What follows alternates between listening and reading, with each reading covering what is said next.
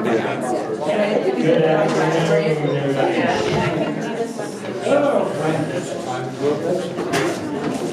thanks for coming today on a beautiful Saturday. I wish we could have the doors open to enjoy the beautiful weather. But I'm not going to say much, but my name's Tyler. I work here in the building next door at TCEDC, where we got a couple of USDA grants for supporting beginning farmers and ranchers. And ultimately, I'd say pretty much all farmers and ranchers. We have a resource room next door. We're working on a mentorship program, linking people new and starting out farming with existing producers. If you're interested in that, please talk to me. We want to hear from you as we shape the program to kick off in the fall and next year. Yeah, we have a lot of things going on, but we're not going to talk too much about that right now. I'd love to talk to you all one-on-one whenever we get a chance, if you're interested in what we're doing.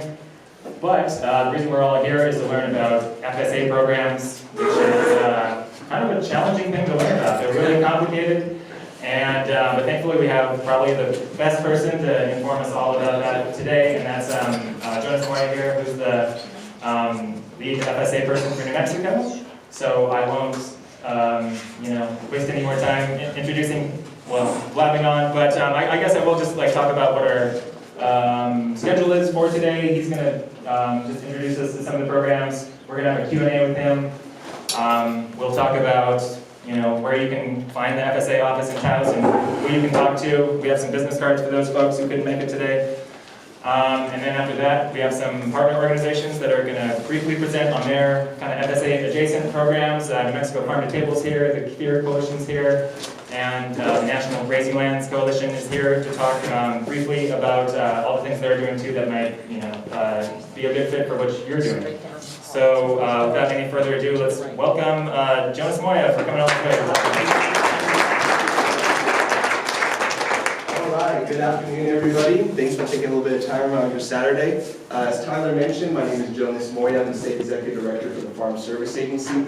And you guys are kind of getting a little treat today. Usually my speeches and my spills when I go around talking about FSA, it lasts about 10 to 15 minutes. So you got a whole lot of time with me today. And we're going to cover a whole gamut of, what is FSA, how to get started, talking about our offices, our footprint within the state, and then we're going to roll into talking also about just in general our farm programs, which is one side of the house, and then the other side of the house are farm loans. And then we'll end with some Q&A, but usually how I present, I'm really informal, I'm kind of just chill, and you'll probably see within my slides too, I'm not going to hopefully kill you with PowerPoint, because that's like the worst thing ever. If you've gone to any agency or federal spill and they talk about their programs, it gets to be a little dry. So I'm going to try to keep it a little lively, and I'll start off with just a basic introduction of myself, because I'm a political appointee. So every administration actually appoints someone to run the FSA for each state. So I was lucky enough to come on during 2021 at the start of the Biden-Harris administration. And because of my background and some of my relations through New Mexico Agri-Cultura, working with so many great organizations like the ones that are represented here, they said, well, let's try to bridge connections, let's bridge communication, and they were able to graciously enough to me the position. But so I actually come from farming and ranching, so a lot of the struggles that you're dealing with, I can definitely relate from the opposite end. The challenges of when you walk into a service center and you don't kind of get the respect or the kind of the attention that you're looking for. I felt that before. So being a producer, you're able to kind of make small changes, right? Changing that mentality, changing the way things work. And luckily for New Mexico, I haven't had really any complaints about that because we have such amazing staff, but I definitely can relate to those challenges. And then also, coming from the livestock side of things, my family ran a cow-calf operation, and Mother Nature's, she's beautiful, but she's also very cruel. And dealing with those challenges, livestock loss, lack of forage, going through disasters, flooding, and trying to find resources for that. And that's what FSA is about too, is get you through some hard times. So as a producer, I was able to work with my family, utilize some of those programs. And then now, I have a great job to work with with producers directly, trying to improve these programs and make sure that they're known and that they know how to sign up and use them. So with that start, we'll go ahead and go to the next slide. All right, what is FSA and getting started? So these are the 4 topics that we're really going to cover in this first intro. We're going to first cover what is FSA for those who are not familiar. Actually, let me take a survey of the room. How many people are familiar with FSA? Can I get a raise of hands? Okay, and so the rest, never heard of it before. And we use a lot of acronyms in the government. We got NRCS, we got RMA, we got FSA. So that FSA is the Farm Service Agency.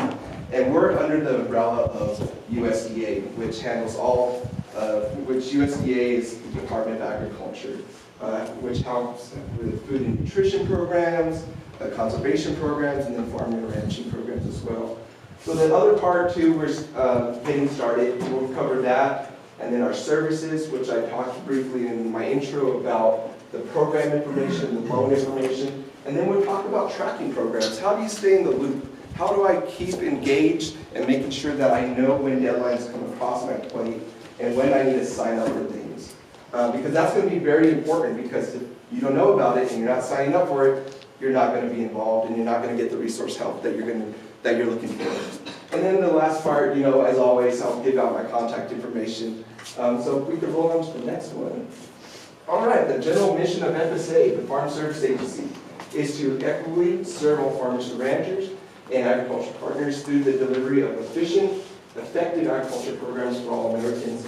So basically, we're that lifeline. I always like to kind of put my own definition on it as we're that, whenever times are hard, the FSA is helping you to get to tomorrow. Because we're not really there to always help you when times are good, because we're not really set up that way. But we are there to help you get through the hard times, especially through disasters, through maybe, wildfires, disasters, or whenever the markets, take a plunge. And we're able to kind of do some price support programs as well.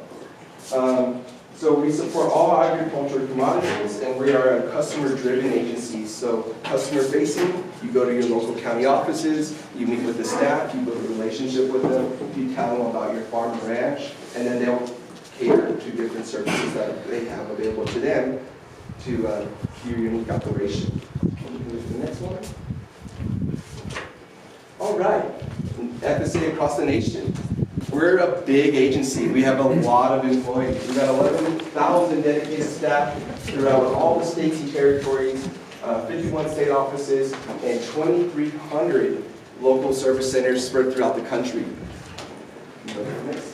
All right, for New Mexico, we have 73 staff members, which, if you talk to anybody and you're familiar with FSA, is not enough. And we're always trying to constantly improve that number. But we have 73 amazing staff members. We have 25 offices across the state, and 1 state office, which is in Albuquerque, New Mexico, and that's where I'm based out of. And then we have 4 farm loan offices. So that's that other side of the programs that we do, on the other side of the house with these farm loans. And we'll go into detail about the areas that those folks covered here in a little bit. All right, the program areas. Let's start off with programs. The most interesting one, right? This is what a lot of people are always looking for. Let's talk about programs. Farm programs, and then we got farm loan programs, commodity operations, and then management and state operations. Next one. And then we also have the New Beginning Farmer Rancher program that we also facilitate through our office. This is to help farmers that have been that have been trying to farm for less than 10 years get started, and we'll talk a little bit more about that in future slides. All right, getting started with FSA. So the first thing you want to do is go into your USDA Service Center. And what you're going to want to do is either go to our website or call up the Service Center that's located within where your farm or ranch is and schedule an appointment. You're going to want to schedule an appointment with these folks, so then they can go ahead and tell you the documents that you're going to need to come in with, whether it's deeds, leases, your number of livestock, or what you're growing. You're going to want to come in with all that information when you start with FSA. So then if you don't already have a farm ID number, which we'll talk about here in a little bit, we can get you a farm ID number. Because that's going to be that little ticket That farm ID number is going to be that ticket for you to be able to access not only our programs, but then in our CS programs and any other programs that are available at the USDA. So like it says here on the slide, most of our agencies are located in the same building. So like the service center, we'll have rural development in there sometimes. We'll have definitely NRCS and FSA. So it makes it easy for whenever you're looking for assistance and you're trying to apply for programs, you can just walk across the hallway. You don't have to drive to another building, which can be a hassle sometimes. And then depending on your needs, you know, the county office staff will be able to assist you. Next one. Okay, was that the next slide? Yeah. Oh, okay. All right. Kind of went over that. Make an appointment. We can actually skip past this one. All right. Nationwide customer service. If you're having problems or you're just kind of generally looking for information, we also have a national hotline. USDA service centers, you know, we have a footprint in every state and every county. But also too, we have services that you can utilize through our national customer service hotline. Customers can work with all USDA service centers to file acreage reports, notices of loss, and other program documents. For example, producers with farming interest in more than one county, they don't have to re-register in another county. They can go ahead and do all their farming operation and all their farming needs in that one service center, wherever they're located. So if you're located in Taos, but you have a farm in Melrose, you can handle all your acreage reporting and all that information that we require out of the Taos County office. You don't have to drive all the way out to Melrose and refile with that office. You can file everything through our county office. Go to the next one. Okay, locating your service centers. We have our website here. If you go to our state website or the national website, you click on your state, you click on the area where your ranch or farm is located, and then you click on the Farm Service Agency, and this little box will come up. And that's going to be the information that you're looking for. The contact information for the county executive director, and then the contact information for whoever the farm loan manager is, if you're looking for farm loans. And as well as directions, which is always important, how to get there.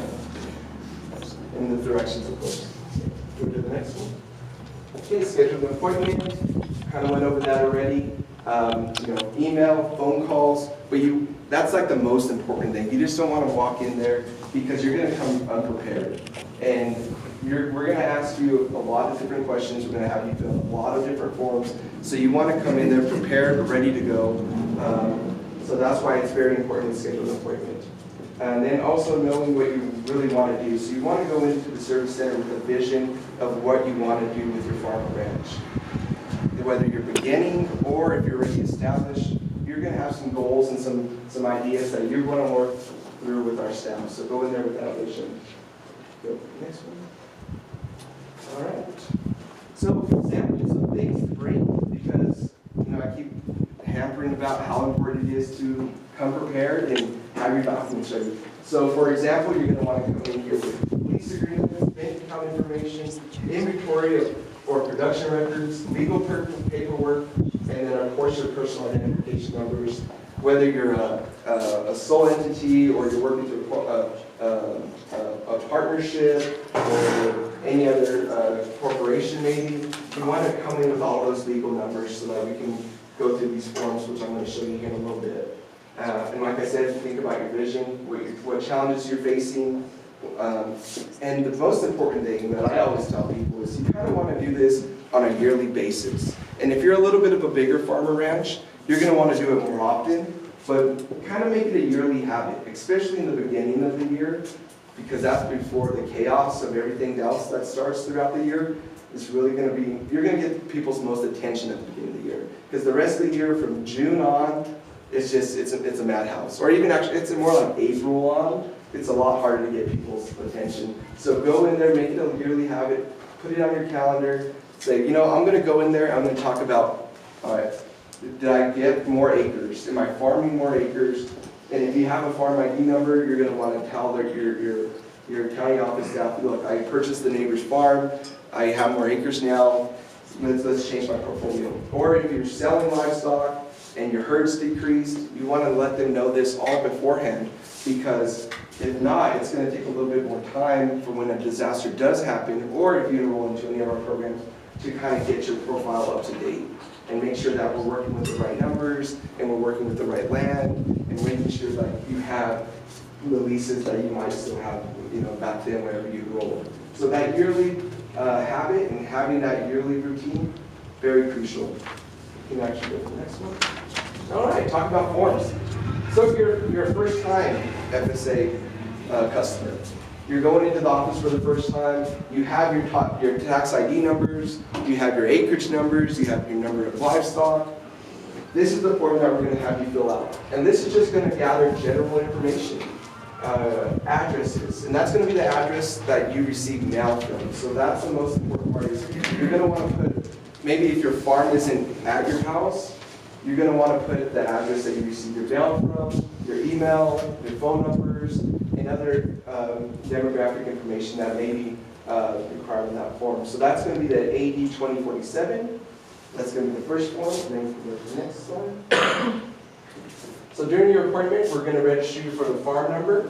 You, of course, need recorded deeds, leases to associate your farm number back on that other form, as well as you're going to discuss your business and conservation goals, because not only do we get you through the hard times, but we also help with NRCS on that other side of the house for your conservation goals. And that they're going to use that farm number to enroll you into their programs as well.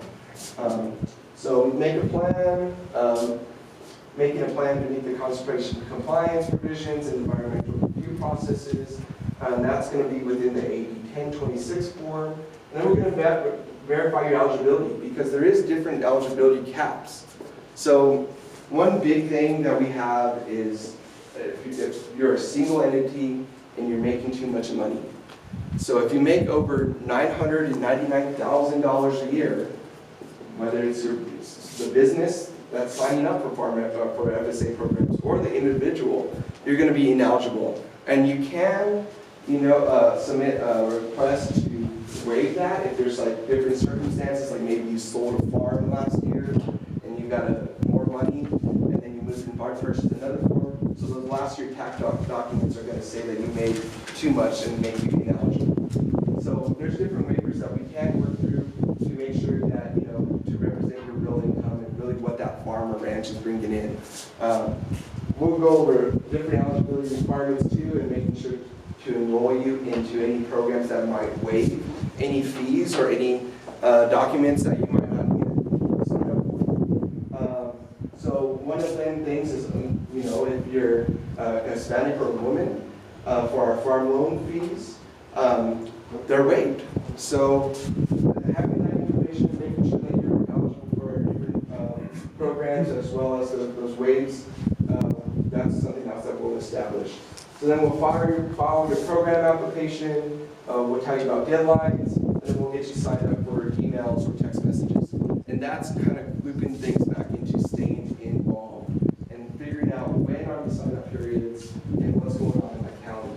We'll talk a little bit here about county committees, but this is really going to be when you receive a text message from us or an email from us, it's going to be based on where your farm's at. We're not going to send you a bunch of statewide stuff. We do send out statewide memos on what's going on throughout the state, but it's going to be really geared about what's going on in your community.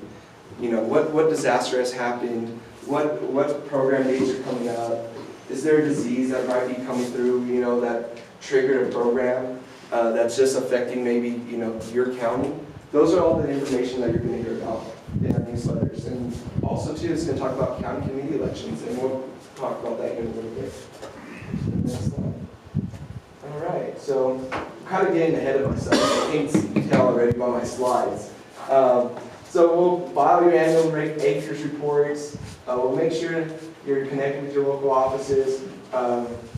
We also have some self-service items that are going to be available because of this big push of technology and trying to be a little bit more forward-leaning whenever, it's hard to get to town sometimes, and if you have good, reliable internet access, you could view your farm loan information, you could request financial assistance online, you could sign documents online, you could view your farmer track information as well as online.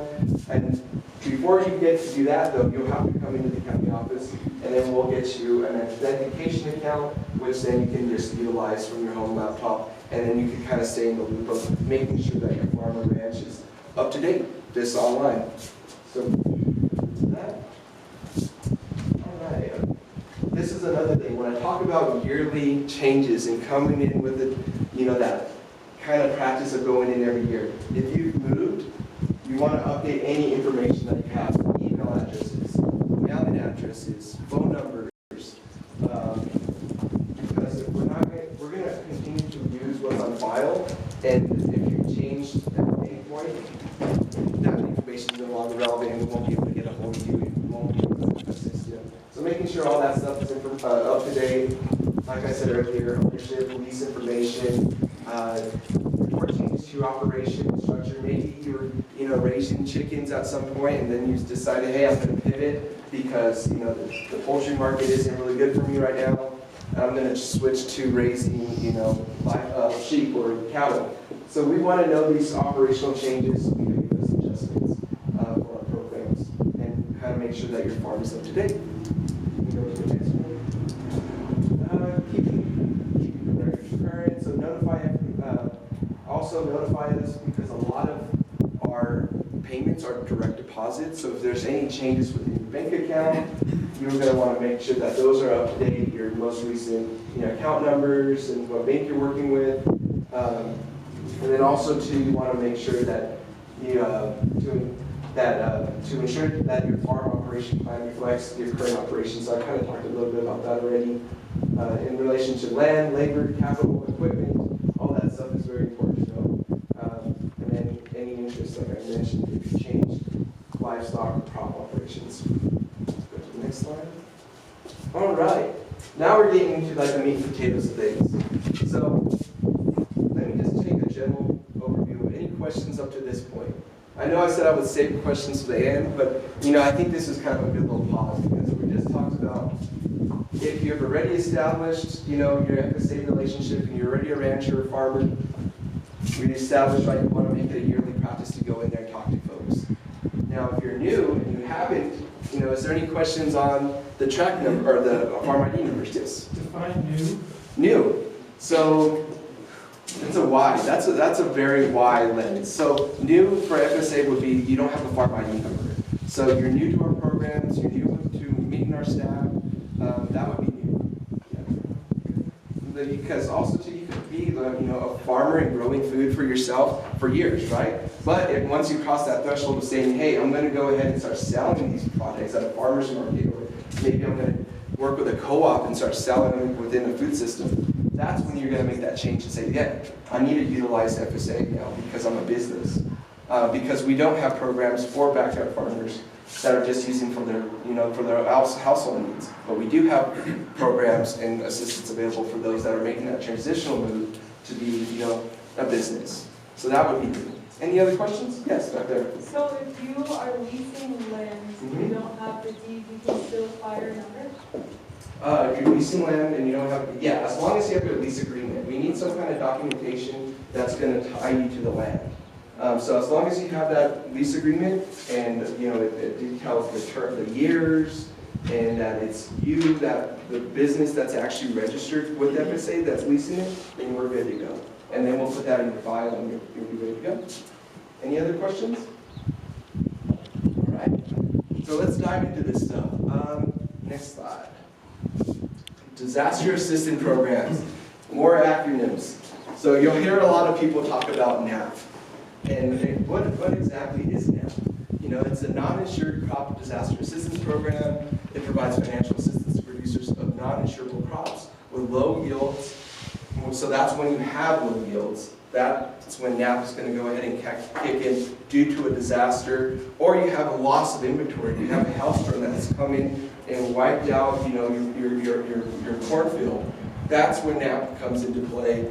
And then also too, we have NAP for preventive planning due to natural disasters. So that's like for erosion and flooding, kind of those type of disasters. The next one we have is TAP, Tree Assistance Program. That provides a financial assistance to eligible orchards and nurseries that need to grow to replace or rehabilitate their eligible trees. So that's one thing that you're going to see a lot of, eligibility. Do I qualify? And that's going to be another important part of going into that office and making sure that, yeah, I'm growing grapes. Grapes are going to be eligible. But if you're growing something that's not eligible, you won't be able to take advantage of these programs. So trees, bushes, vines, lost to natural disasters, which include hurricanes and wildfires. Luckily, we don't have to deal with hurricanes, so we're good on that. Next slide. Next program we have is the Emergency Livestock Assistance Program, ELAP.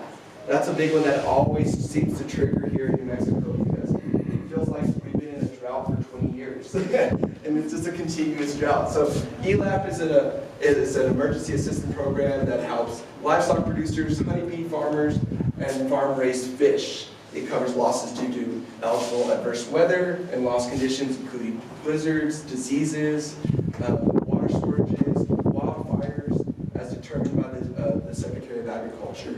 And then ELAP also covers losses that are not covered under other disaster assistance programs, such as the Non-Insured Disaster Assistance Program and the Livestock Disaster Program. So there's LFP and LIP, which is that Livestock Indemnity Program. And we'll talk about those here in a little bit. The big thing for ELAP, though, is, all right, the disasters roll through a severe drought and you're having to haul more water to your livestock. That's going to be the ELAP program. We're going to have a price list and we're going to have these requirements change quite a bit through the Farm Bill. So those requirements change every year, but it's going to be, all right, you're going to get paid for X amount of miles over what you normally have to haul for water. And that's when you're going to go in there and talk about, okay, I have some cattle in my east pasture, the water's really low because of the drought, I'm having to haul more water to them, and then we're going to want to see from what point you get the water and how far that is to that water tank to get water to those livestock. So keep track of those. There are caps to those programs as well that have come out.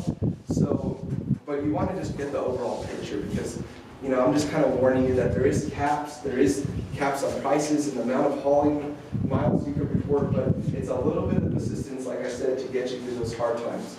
The other thing is, extra forage. If you have no grass because of the drought and you don't have any more land that you can access, through that ELAP program, we will help pay for additional forage. So if you need large hay, and then we'll also help you if you're having to travel to get that hay. If there's no hay, like you're driving from Taos County to Moya County to purchase hay, we want to keep track of those miles as well. So we can go to the next one. The Livestock Indemnity Program. This actually pays for loss of livestock. Again, I use drought as because I just feel like I've connected so much with being a rancher in New Mexico to drought, so I always use drought as an example. So if you get tired of it, I can switch it up. But Livestock Indemnity Program pays for the death of loss due to natural disasters, tornadoes, blizzards, excess heat, extreme colds. You remember that Goliath storm that came a few years ago? And it was that huge snowstorm? Livestock passed away from that, excessive cold. And we do have different parameters that we have to go by. So it's just, if you're having loss and it's 89 degrees, but the humidity is kind of weird, it has to trigger at a different level. And those are constantly changing as well, but there are different measures. So keep that in your notes. Think about that when you go in. But that's going to help you recover a little bit of cost from the loss of those livestock. Chicken, sheep, cattle, any other eligible livestock. One thing that I want to note too that isn't up on this slide is going back to that yearly relationship. You go in there, you say, you know what? For some reason I've had an abnormal amount of death in my herd. You want to report those numbers because whenever this program does trigger, we're always going to account for normal mortality rate. And if you're already having normal mortality rate on your ranch, you want to tell them about that because then we want to take that 10% off of whatever loss of livestock that you do have from that payout. So keeping those numbers up to date. If you have calves pass away, document it, let them know. And then whenever these programs do trigger, they'll have a good idea of, hey, you've already met the threshold for normal mortality. you won't have to document anymore for that. And then back to the livestock forage program, it pays for grazing losses in severe droughts and when triggers event. So we'll have a statewide map, and then we utilize data from the New Mexico State University as well as the National Weather Service to kind of tell us whenever a severe drought triggers. So it's not going to be a statewide kind of indicator, it's going to be by your local county area. And when we talk a little bit more about the county committees, whenever you do have a loss and a severe event does happen, they're going to be the ones that kind of put that wheel in motion. They're going to be the ones that request that these programs trigger, and that that we start looking into how to roll it out because the eligible requirements were met. So that's another one. Any questions on our 3 programs that we've covered so far? I have a question on, basically, for the MAP program, back in, I'm not sure if it was in 2018 or 2019, they changed it a little bit, and they because of their handbook said that if you put that you had irrigated land, Yeah. that you weren't eligible for it, and then a lot of, I ranched for 30 years, and for probably 25 of those 30 years, I bought MAP every year, and because of drought, and then this was a drought year, and all of a sudden said here, people had paid for it, especially in Rio Rico County. Lawrence is flagging me here. He's bringing up a very controversial issue, by the way, folks. This doesn't always happen. But yeah, I mean, you got to go by those handbooks, though. And the one big thing that, so we have district directors that oversee the county staff, and the chain of command is up there. Their job is to uphold the integrity of our programs and make sure that they're interpreting the handbook correctly according to the national guidelines that were set out, so that no one ever gets triggered for repayment. Because that's the last thing we would ever want, is for you as a farmer to be in a program and say, I had this loss, which you probably did. You did have a loss, but you didn't meet the eligible requirements and it didn't meet the rules of the handbook, so then it triggers a repayment that then you owe the government money. And then whenever another program triggers and you're eligible for funds, you won't get those funds because it's going to pay that program. Or you'll get a continuous mail of, hey, you owe us $5,000 or something like that. But those things are really happening, and I think we've resolved some of those issues. But that's a good example. But yes, and I know they got Ben Ray Lujan and all our congressional district. So they fixed it, and all those people got paid that year and everything, but they didn't change the language. This is the Farm Bill stuff, right? 2018, that was the language within the Farm Bill. That's when we're coming on a new Farm Bill now, and that's when those changes have to be made, because the staff and the people throughout the agency, we use those as our bumpers. We're not able to go outside or move away from those. Whatever the Farm Bill says is what we're going to do. And I think some good changes are coming down for Acequias and others that had some issues in the past. Yes? So these programs, these last 3 are they grants, are they loans? Yeah. Oh, I thank you for bringing up the G word for me. It's called grants. And FSA has no grants, actually. So these are all just programs that are able to get you through the hard times, as you noticed. But we have no grants. Some of our other federal partners and our other sister agencies, they have grants. But everything that we offer is going to be like a lot of disaster-related assistance or loans. Which loans you got to repay, so there's no. But these are going to be all programs and stuff like that. Does that answer it? No? So generally not to be repaid, or some? Oh, none of these will be repaid. If it's a program and it's due to a disaster, you won't have to repay that. Oh, go ahead. I was wondering what the repayment timeline was, because I know with the farm ownership loans, there's like a 20-year. So that, we'll get into loans here a little bit. But these are not. These are not loans. These are programs. These are disaster programs that do not have to be repaid. But I'm glad we're clarifying this, because that could be a little intimidating. You're like, wait a second, do I have to repay this stuff? If I get help today, am I going to have to pay this back tomorrow, especially if I'm losing livestock? And that's no. Would you mind speaking to the difference between programs and grants? Oh, no. Well, programs, you know, they're similar. I guess it could be an interchangeable word, but grants typically require no kind of loss, right? These are going to be the programs that have some kind of loss. Your hayfield got wiped out by hail. You're losing livestock. They're dying. You're going through some hard times. You're going to be an eligible person to then apply for those programs. A grant, you know, you write a whole grant proposal. You got a plan of how you're going to run that grant. You got your administrative costs. You have how much you're going to, you know, that's a whole different realm, and that's how I look at grants. So that's the separation in my mind and from the agency. Yeah. Let's see what else. Even those grants you're speaking about, those need to be repaid? Yeah, well, I don't have any information on those. The loans do have to be repaid, yes. And we'll talk about those too. And we have a whole gamut of loans. And the cool thing about FSA loans is we can go well above the bank's terms. So most banks, you know, they cap out like 30 years. You gotta pay back in 30 years. We can go all the way up into 40 years on some of our loans. And then of course our interest rates are gonna be the best. So we'll go into those a little bit here in the next slides. Oh yes, I Tyler. think could you speak about like what kind of like a minimum viable size is in terms of like, if you're gonna qualify for something, how many livestock do you need for this program is even like relevant? It's a producer kind of decision, right? And that's such a great program because that's a great question. Because that's one thing too, like whenever I was back in Quay County or ranching and stuff like that, and I was starting out with my own little herd, I'm like, I don't think any of these really fit my needs. I'm a little rancher. These are built for big farmers and ranchers, you know? And we're really moving away from that mindset, and we're now with this new farm bill looking at how can we serve everybody. We don't want to push anybody out because you've just got half an acre.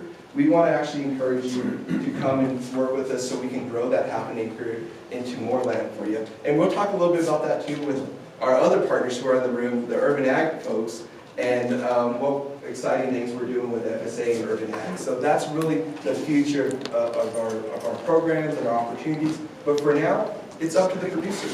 If you feel, you know, like you have 5 cows and, you know, 3 of them passed away from a drought or something like that, go in there, look at the numbers, see if it pencils out to, and we'll suit your needs. Same for forage and crop loss. It's going to be your decision. No one's going to tell you no.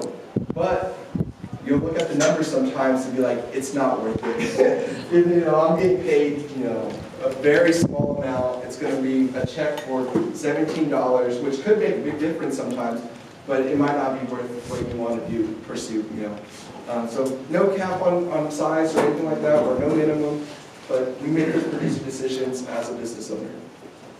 Oh yes, question over there. It seems to me that even if you're not interested in a loan or a disaster program, which you could be later on, but to have the FSA number makes you eligible for grant programs for NRCS and other. Yes, other yes, agencies. that is a good, yeah, it starts with us. And we're going to be that first kind of to get you started. NRCS, I always like to stay away from telling like, yeah, NRCS has grants, because then NRCS might be saying, hey, Jonas is telling everybody we have all these grants. And I really don't want to tell what's outside of my agency, but they do sometimes have some opportunities that are that grant structure versus the program structure that we have at NSA. Yes. Are horses considered livestock? Now, that's another tricky. What's the use of the horse? So if it's a horse used for a ranch, then we're able to make him eligible, but if it's for pleasure riding or rodeo and stuff like that, it doesn't count. Yeah. And there's a whole list of eligible animals.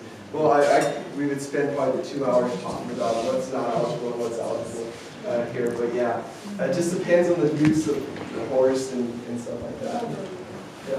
Well, I just noticed though in the livestock, things mentioned honeybees, so those considered livestock. Well, they're categories underneath that program. They're not livestock, but Yeah. they fall into that program and we want to meet the needs of those producers as well. Yeah. You can be a honey farmer. We want to make sure that that program also meets their needs. Yep. Anybody else? All right, we'll continue with the slides. All right, now we're going to talk about our conservation program. This is really, if you think about it, you know, you're a steward of the land, whether you're a farmer or rancher. And if you're a rancher, you're a grass farmer. I'm sorry to break it to you, but you're not raising cattle, you're not doing anything like that. You're raising grass, and you're making sure that that soil and that land is there for the benefit of your herd. So we got CRP programs. CRP is a yearly rental payment exchange program. So we will pay producers to take land out of practice so that, you know, if it's highly erodible land, it blows a lot of sand, it's not very good farmland anyways, we're going to pay you to take it out of production and maybe utilize your resources somewhere else on the farm. So that's a yearly program. Contracts go for like 10 years, and there's always a sign-up period to when you can enroll land. And it depends on the part of the state that you're at too, whether you can enroll into a CRP program or not, because the state's broken out into different needs. And then if your part of the state's really green and you don't have a lot of erosion and a lot of soil problems, then you might not be able to enroll because we have caps on these numbers. So only a certain amount of acres in New Mexico can be enrolled into the CRP, and then once those caps are met, that area is ineligible at that point. But so we got the CRP programs. It pays a yearly rental payment in exchange for farmers removing environmentally sensitive land from agriculture and producing planting species that will improve environmental quality. So we got different types of CRP. We've got continuous, general, and then we have the Conservation Reserve Enhancement Program as well, which is CREP. And then we have CRP grasslands, and that's going to be found a lot in eastern New Mexico. Next slide. I have a question. Just to make sure I understand that. Yeah, we can go back real quick. In particular, I've got a piece of property, it's wet at one end, a bunch of iris, shouldn't be eating, kind of dry at the other end, where it's hard to get the water and stuff to grow there, and then there's a nice spot in the middle where the grass is growing. So how does that, I don't know, that's going to be a tough one. So I don't know, I don't think you would probably be eligible, and plus we got to look at that map again, that statewide map of where that farmland falls, to see if you're eligible. And then once you meet those out, like the location eligibility, then we'll have someone go out there, our technical service partners like NRCS, to look at the land and say, okay, they have a whole other checklist that they're going to go through to make sure that you're then eligible on the physical inspection of the property. So, it's case by case, it varies, but that one, you might just have to ask the question with your county office, because it's really dependent on that. Jonas, Yeah. when I was renting, I had a meadow that had the repairing area. Did it have CRP? And no, I had CCRP on it, Oh, yeah. on part that I fenced out the riparian area, so I was able to, on 9 acres, I was able to get CCRP. Yeah. And so, that might be. That might be, yeah. So something like that. it's really getting on that ground level though, right? And having that technical service partner go out there and tell you, this is what you're going to need to do, this is how you can make the eligibility and see where you're at. Yeah, and I think we're, But CCRP, we got some optimism here, you might be eligible. CRP grasslands might be able to work for him. Yeah, absolutely. So we go to the next slide. All right, so safety nets and risk management. How do we, keep from all the risk in farming and ranching, right? How do we hedge that a little bit?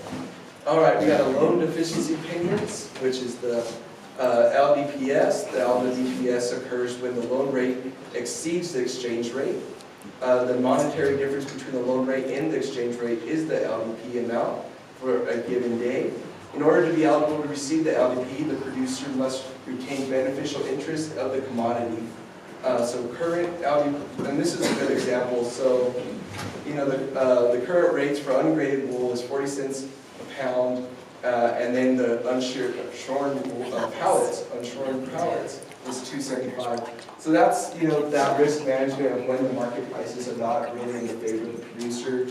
These loan deficiency payments are then made to kind of make sure that you can meet the needs of your operation and kind of fill those gaps in. So the deadline for 2024 rule, and that's one thing to remember, is a lot of these programs we're being reactive. So the event has already happened.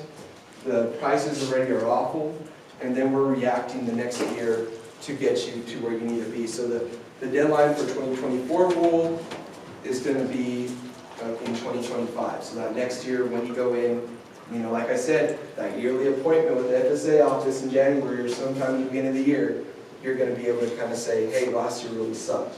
Let's figure out what we can do to kind of recoup some of those losses. Go to the next one. All right, marketing assistance loans. And this is still risk side. They're saying loans here, but we'll get to our real loans down the road here in a little bit in my other slides. But you know, these are again these risk management tools that we have available to us. So marketing assistance loans provide interim financing at time of harvest to help agriculture producers meet cash flow needs without having to sell their commodities when the market prices are typically low at harvest. And then, so this is, you're growing corn. I'm using corn as an example because it's relatively well known. It's at a very low price. You know, you want to you have to harvest or it's going to go bad. So then you harvest, and then we help you meet those gaps. So back in April, the interest rate was at 6% on that. Go to the next slide. All right. I covered a lot of information, a lot of quick stuff. I just want to remind everybody that a lot of this stuff too, you could always find online, or you can have that in-depth conversation with your county office to really talk about your individual needs as a producer. But you know, write down all the terms, write down the different programs that are available, and then go in there with that office and have your set of questions ready. Getting engaged. All right, this is the big day for me because not enough people are getting engaged in county committees. And it's no secret, farmers and ranchers, they're older. And that next generation's not quite wanting to go back into agriculture. So we need to make that mental shift and get people involved again. And one thing, if you're already involved with FSA, you know our programs, you've been using our tools and resources for years, you might be a good candidate to be on the FSA County Committee. And you're going to be that link in your community that's going to say, hey neighbor, we got some deadlines coming up. You should probably go sign up. Or hey, you know, I've noticed, you know, some really bad wind that's causing some damage to different crops. Let's look at maybe seeing if there's any programs available to trigger these losses, and then you'll be the deciding factor with the rest of your board members, which it's typically a county committee of 5, to then say, hey, let's roll into ELAP, or let's roll into LIP, any of those programs. So let's talk a little bit about how to get elected. Go to the next slide. All right, county committee elections. The election period begins mid-June through early August. This is whenever you're going to say, you know, my neighbor Bill, he's been using FSA programs for 20 years. He's pretty knowledgeable. He's always been able to help. Let's have a conversation with Bill to see if he wants to be put on the ballot. So that's going to be through mid-June, early August. And then come November, ballots are mailed out, and then you got to vote by December, and then the newly elected folks will be taking their office starting January 1. And that's kind of the election period of FSA and the county committees. Next. Are those every year, and are they? They're every 3 years. So your 3-year terms. So you'll be on the county committee for 3 years. But you know, Is there staggered terms also? Is there an election every year? there's an election every year because the cycle is continuous for county committees, county committee members coming on and off the committee. So you might start in 2024, and then your neighbor started, you know, like in 2023. You're going to have different times when you're going to come on. Yeah. All right. Going back to the area. So this is finding your local administrative area. This is tied into the county committee because what is the area that I supervise as a county committee member? What is the area that I'm watching? So this is another important tool that you want to go into. Find your local LA area. They're usually just for New Mexico. It's going to be your county. The county, whatever the size of your county is, the dimension of your county is your LLA. You can go to the next slide. All right, this is the form that we were talking about. Bill, your neighbor, who might be a good candidate for the county committee. This is the form that Bill would be filling out. It's the FSA 6698 to go ahead and say that I'm going to make this commitment to be on the board for 3 years, which you're not really tied into because life does happen. But we're going to ask you some basic information on that form. Can you do the next slide? Okay. Well, you can do the next one. Read that already. All right, who's eligible to vote? All right, you're in FSA, you're already a producer. Say you're a young producer, you're 15 years old. Am I eligible to vote? So be of legal voting age. If not of legal voting age, supervise and conduct the farming operation of an entity. So if you're that sole farmer and you're not of voting age, you can actually vote in the county committee election. So that's kind of the neat thing about it. And then you got to also have an interest in the farm or ranch as either an individual who meets one or more of the following eligibilities, which is eligible to vote in one's own right, is a partner of the general partnership, or is a member of the joint venture. And you only get one vote, so keep that in mind. If it's a joint venture, 3 people or 2 people, you only get one vote. All right, so next slide. Okay, participants in property. Okay, so we talked a little bit about that. Cooperating producer is someone who has provided information about their farming or ranching operation, but may not have applied or received FSA program benefits. We could kind of skip this slide. All right. This is the one I put on my slide deck always because it gets a little complicated on tribal land. And because you don't own the land technically, but you are that interested party that's running the operation, you know, every member of an Indian tribe is considered a landowner if the land is in question is tribally owned or held in a trust or by the tribe for the United States. So, yes, if you're a tribal member, you're going to be that representative, represent your farm and that land that you lease or utilize for your operation. So you are able to vote and you're able to also run for county committee. And that's just one question that people always ask because it gets really blurry whenever you talk about tribal issues. Okay, go to the next slide. All right, receiving emails. We kind of went over that already, but this is kind of like that reminder of how do I stay in the loop. Oh, yes, question? Question about the committees. Is that on a volunteer basis, and what's the general time commitment? Yeah, so volunteer basis, it depends by your county.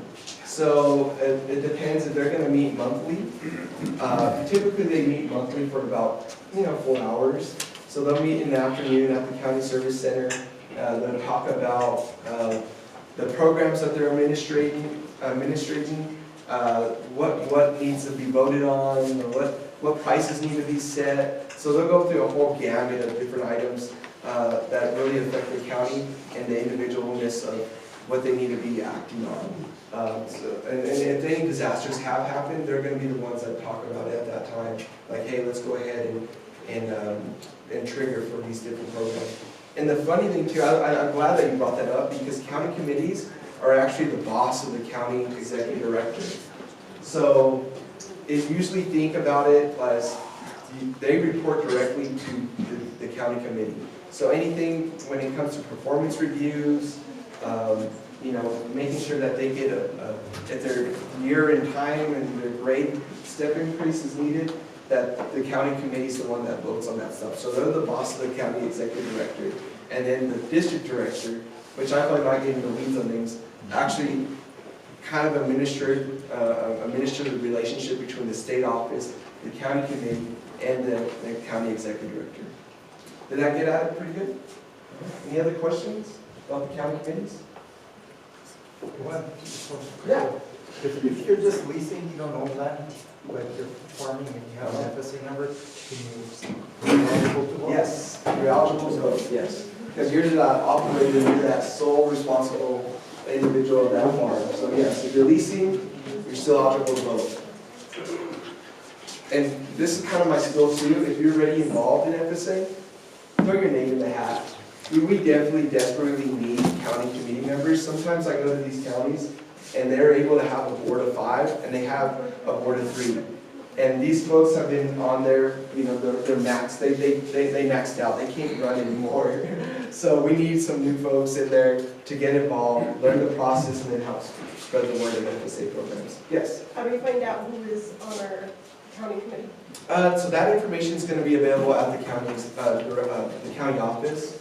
We don't have it online really, but you can go to your county office and ask them about that. And also too, if your county office is sending out bulletins, as they should be, it should have all the county committee members listed on that bulletin. Any other questions? Yes? Well, just speaking of the county offices, I guess ours is open 2 days a week, and I'm not sure about the hours. Yeah. And I've heard a lot of complaints from farmers or ranchers that have gone in there Yeah. and not been able to meet with a person. Yeah. And I also understand that's tied to the number of FSA numbers that we have in our county, of which we're a little lacking. Right. So that's another good reason to register with FSA. Right. But is there any way that we're going to get bumped up to have more availability? Because it's so frustrating. No, that's a great question. So several factors in that. So one, like I mentioned in the beginning slide, we have 74 staffers throughout the state. That number needs to go way up. But, you know, it's a pretty hard time right now with budgets, and, you know, this is when you need to talk, you know, and make sure that those needs are being heard by your elected officials, to say, hey, you know, we got a pretty good footprint here in New Mexico. Can you continue to advocate and say that we need to increase our USDA, specifically FSA budget, so then we can hire more staff? So that's all staffing issues. So we're given by national office a number of people that we can hire, and we're at our ceiling. We can't hire anybody else based on our current budget. So that's a budget constraint. And another factor is, like you mentioned, is the amount of producers that are within the county. So if you don't have an FSA number and you're a farmer rancher, you're further adding to those decisions that are saying, okay, this is going to be a shared management office where we're going to have representation 2 times a week, you know, hopefully 8 to 5 or 8 to 4. And then another thing that plays into that is how important those appointments are, so you don't get to the office and no one's there, especially at a shared management office. So not to get too much in the weeds, it's just budget constraints, not enough producers, as well as you know, really not having sometimes the personnel either. So when we do have openings, we'll list it through USA Jobs, jobs.gov, usajobs.gov, that's the website, yeah. So we'll list that. You know, sometimes we don't get as many applicants as we would like, so then we do have some staffing problems, but luckily for New Mexico, we're fully staffed at 74. And I think I went into a long-winded, no, you will not be getting, unfortunately, no, not at this time, you won't be getting more representation with that county office yet, but that's always the goal. We want to get people involved, we want to make sure our producers are signed up, so we can, whenever we do have an opportunity, to strike on those opportunities to say, you know, the Taos County office needs to be open more and needs to actually have a full-time staff person. All right, any other questions? All right, so just a little reminder of how to sign up for our programs, how to receive our information. Each one of those agencies as well, if you're a farmer or rancher, will be able to assist you in their unique way. So make sure that you're receiving those text messages, those emails, so you're up to date with deadline reminders, program notifications, reporting requirements, and local events and more. Next. All right, some more stuff to subscribe to, and you can always unsubscribe if you're getting overwhelmed and just do an old-fashioned phone call. Because I know for sure that's overwhelming sometimes when you keep getting emails and they're gonna just go to the junk. But what I like to do is I like to put it on my calendar and then call and make sure that I've got the correct dates. But this is a good way to do it as well. Next slide. All right, FSA loan information.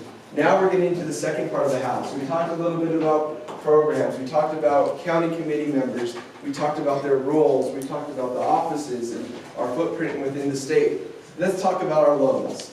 All right, the Farm Service Agency, and we have a really good administrator who's super passionate about loans and making sure that farmers and ranchers are being taken care of when it comes to lending, and that their needs are being met in an equitable way. So the Farming Service Agency is the lender of first opportunity. We can go to the next slide. We have a beginning farmer rancher loan. This is going to be going back to that narrow definition. Has not operated a farm or ranch for more than 10 years at the time of application.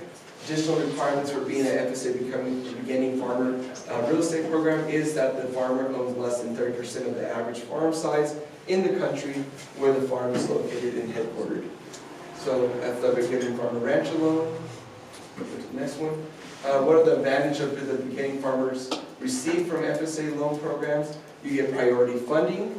Loan funds are specifically targeted to beginning farmers when we receive our allocated funds. And then the eligibility for beginning farmers for their down payment programs.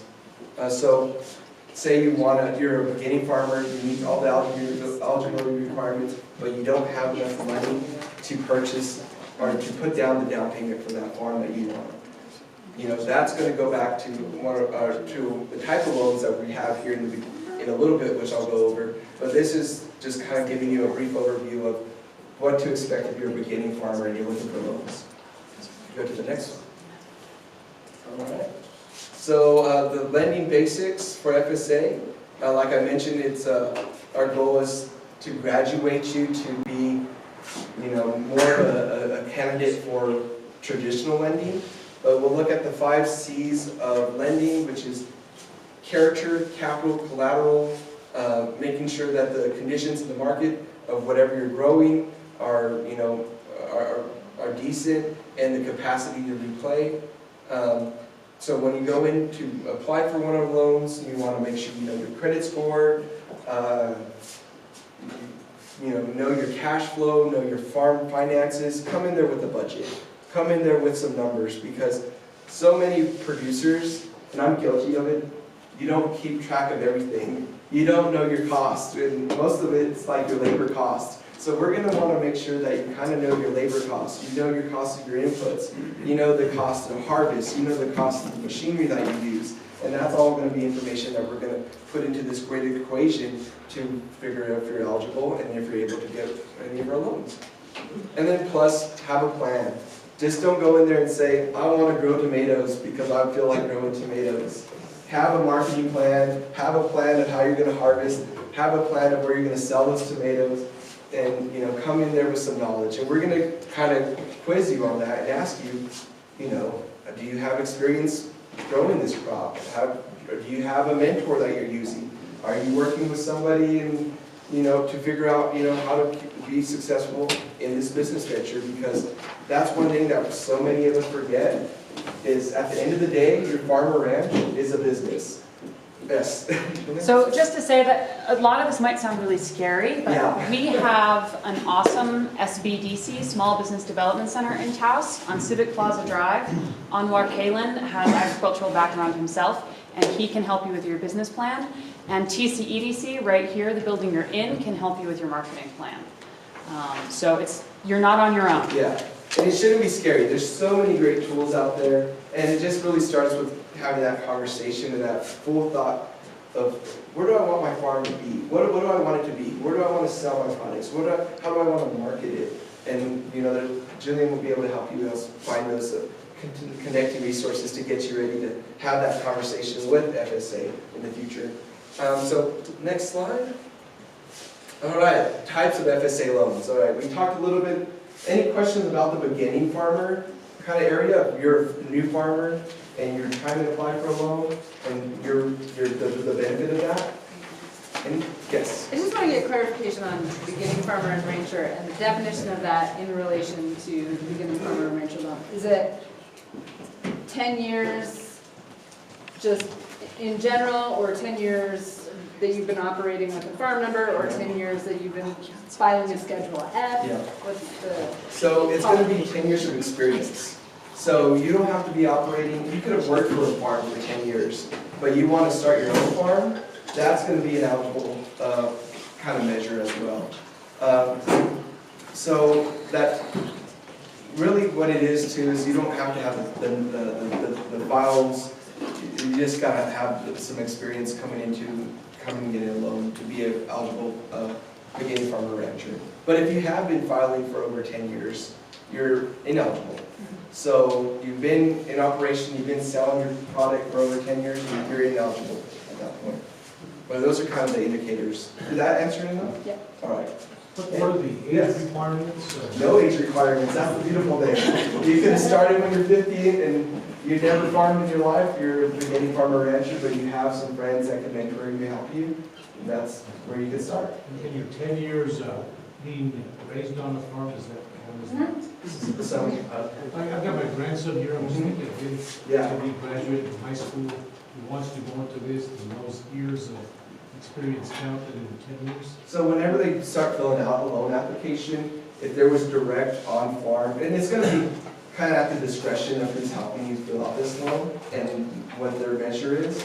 But typically, yeah, if you have experiencing on a harvester and planting and working on the fields like that, absolutely, for sure. Any other questions? Oh, none? All right, we'll jump into the types of loans. So we got, and I can move to if people are taking pictures. Types of FSA loan, direct loans, operating loans, and farm ownership loans. So we have the direct loans and the guarantee loans. The direct loans are going to be administered through FSA, and the money is going to be given by FSA. And then the guarantee loan, the way that you want to look at that is we're going to be working with our cooperating banks. So these are typically ag banks like Farm Credit or a local state bank that specializes in ag loans, and then we're going to guarantee those loans through the backing of the government.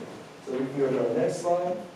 So basic eligibility, must be unable to obtain credit elsewhere, be a citizen or a legal resident alien, have a acceptable credit history, be the owner or operator of a family farm, show significant training and management ability.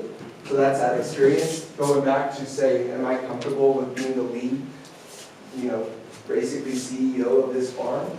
And then must show the ability to repay the loan through a reasonable cash flow plan, and then have adequate security for the loan.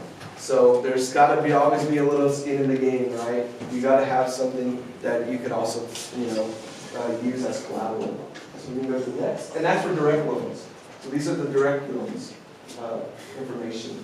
So we got a regular farm ownership to purchase farm real estate, make capital improvements to the real estate, soil and water conservation, so you can get a loan to help install practices for the soil and water conservation.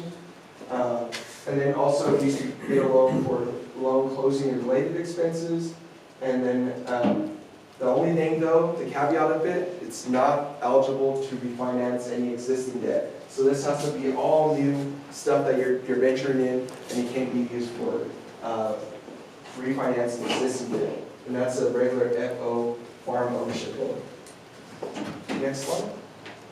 All right, maximum amount of the farm ownership loan is, the maximum amount is $600,000 for a maximum term of 40 years. That's that edge that we have, right? Typically, you get 30 years to pay something back. With FSA, we could stretch that out to 40 years.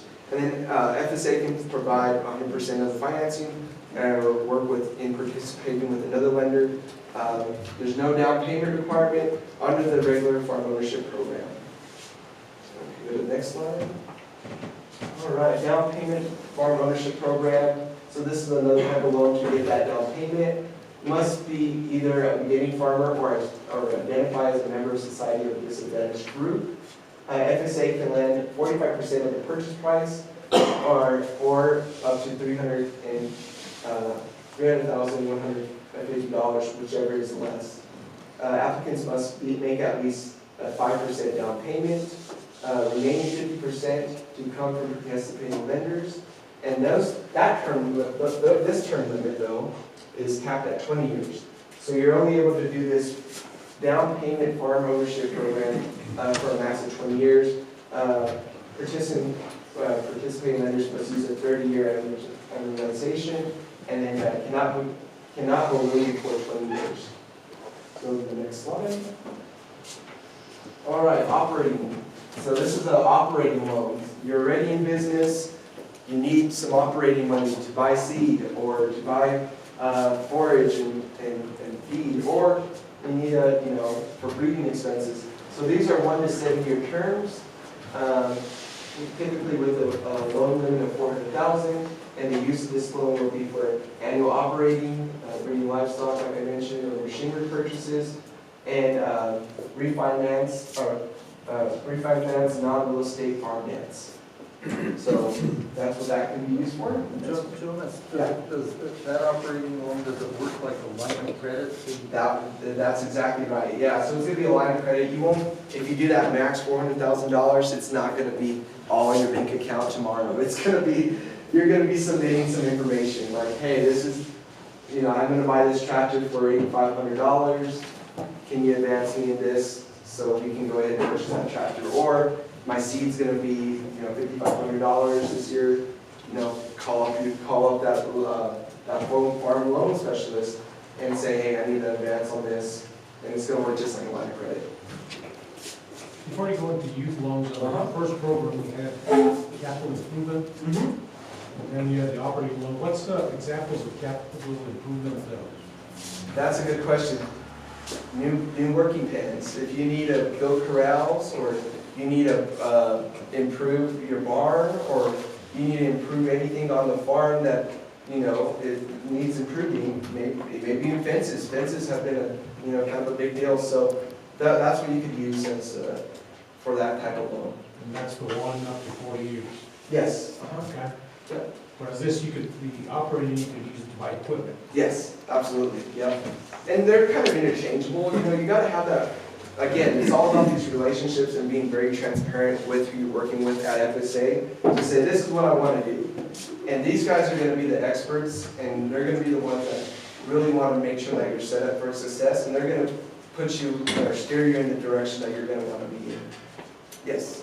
Were the farm ownership loans strictly for land designated as agriculture or also residential? Yes, I love that question too, because that is strictly ag land. You're not going to be able to purchase land and then take it out of agriculture with a farm operating loan. So we're not going to let you, you know, capitalize on something that might be a subdevelopment in the future, right? We want to make sure that we're farming and ranching, so this is going to be strictly used for farming ag land. Well, here you can find a lot of homes that are on land and acreage that is also suitable for farming and agriculture. Where does that play into it? So on that situation, it depends. It's going to be case by case, going in there, having that conversation. But there's also, like, if you want to live on that land too, right? You want to build a house there. I know our sister agency, Rural Development, can definitely help you with that aspect of actually either purchasing the house that's on the land or building a house on that land. But it's going back to having that conversation. This is where it's located. This is how it's taxed on the county assessment roll. And then, you know, is it feasible farmland? You know, if it doesn't have some of the needs, then it might not meet the eligibility requirements. Yeah. What was this sister agency you said? Rural Development. What is it? It's called Rural Development. Rural. Yeah. And another acronym, they go by RD. So if you see RD anywhere, that's them. All right, youth loans. This is actually something that doesn't get used much. And I was a kid in FFA and 4-H. And this, if I would have known a little bit about this, I probably would have been participating a little bit more in showing, you know, cattle or sheep and stuff like that. But this is a youth loan. FSA can make a low interest youth loan to eligible borrowers to operate agriculture-related income.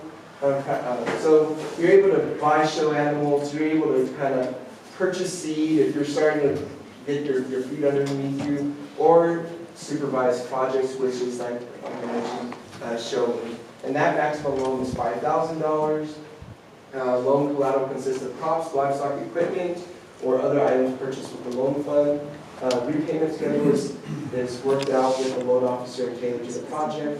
And this one's just like that other operating loan, is just a 7-year loan, so that's the capital manager, so you can get that loan for a loan to raise livestock or crops must be paid when the commodity is sold. So if you do buy a show calf, you show it, and then you sell it at the sale, you know, we're going to have that first line of getting paid back first, so making sure that you pay that loan back.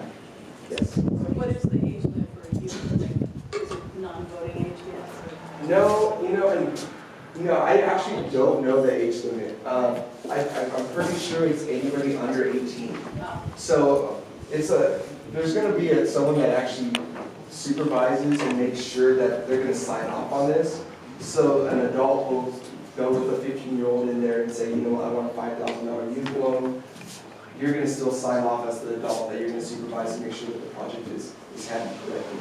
Is there a certain interest rate? I'll have actually all our interest rates at the end, but they fluctuate all the time. They're really low. But I don't know the numbers off the top of my head. But we'll have a slide with those interest rates. All right. Here's the next slide. All right. Oh, okay. There's the age limit. I knew there was a slide in there. You can tell I don't use this often. Anywhere between the ages of 10 and 20. So I said 18. They could be up to 20. So a 10-year-old or a 20-year-old must be a citizen of the U.S., must have an advisor who agrees to provide supervision / oversight of the project, and then the fund could be used to buy livestock, seed, equipment supplies, buy, rent, or repair needed tools and equipment, or pay operating expenses for a project. So those are all the requirements. Next slide. All right, this is the one that we talk about a lot. It's called microloans. They are limited to $50,000 and have a simple application, and it's just really less paperwork. This is going to be that expedited loan that doesn't take hopefully 6 months to get. A lot of those other loans, they're going to take a while. You're going to have at least no one really likes to really guarantee a timeline on these things because there's so many people involved in making sure that it's approved, because then you got appraisers involved, and you got all kinds of different folks that also have a certain amount of time to get through the paperwork. But this is going to be the fastest, most expedited way to get some money for operating expenses, or maybe even to purchase a smaller farm that isn't above the $50,000 threshold. So there are both farm ownership and operating microloans. Operating microloans can be utilized for all approved operating expenses authorized by FSA, such as initial startup expenses, seed, fertilizer, marketing, livestock, etc. And then the ownership loans can be used for approved expenses such as purchasing land or a farm, enlarging an existing farm, constructing buildings. So if you want to buy some material to build a shed, or you're going to pay someone to build a nice new barn, as long as it's not over $50,000, you can use microloan for that. And these are 1 to 7 year loans, and then you can term it out up to 25 years. So that's one. This is actually the type of loan that people typically go for, unless they're purchasing a big farm, right? Because there's no land really anymore that's farmland that's $50,000. But that's the sad truth of it. But you can use it to get money quickly for other expenses. And yes. Yes, so I just wondered, can it be fixing up like a barn that blew over in the storm? Yeah, absolutely. And also like fencing to fence the area to then farm the deer and stuff? Yeah. Well, as long as your farm is being it benefits the farm, right? Yeah. So absolutely. Yeah, no, the fencing just because deer are an issue. Yep. Lawrence, do you have a question? No. I thought I saw you. Oh, you really have me triggered, Lawrence. That's a hard question. Stay ready for him. Yeah. Any other questions? All right. Seeing none, we'll move to the next one. And then we got our guarantee loans. All right. And this kind of just goes into further details about the guarantee loans. Guarantee loans are made and serviced by an agricultural lender like Farm Credit or Global Bank. And I kind of covered this because I tend to get ahead of the game sometimes. So funded by the lender, often used to help lenders continue with customers who have experienced setbacks. So if the bank is a little weary on lending to you, this is where that guarantee is going to step in and really help them have that confidence to say, yeah, I can lend to Jonas. He had some problems, but we got a guarantee from FSA, so we can move forward with this deal. So you must meet general eligible requirements, be unable to obtain a loan without a guarantee, and have a feasible plan and adequate collateral to pay back the lender. And the limit of this loan is $2 million and $2,037,000. So that's more of that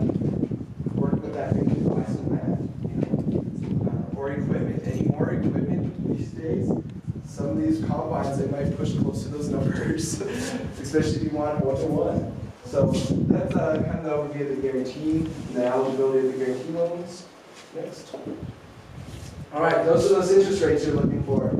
All right, so as of May, I haven't seen the June ones come out yet. We have some really decent, and they're starting to tick up a little bit, but not by whole percentages, but by at least, they're starting to tick up a little bit. So direct farm operating loan interest rate is at 5.2. And the direct farm operating loan is at 5.5. Joint financing operation loans, and ownership loans, joint financing farm ownership loans are at 3.5%. And then the beginning farmer rancher down payment for farm ownership loans are at 1.5. Where are you going to find that at? If anywhere else, right? Live through FSA. And then emergency loans are at 3.75. So some really good loan rates at this time. So next slide.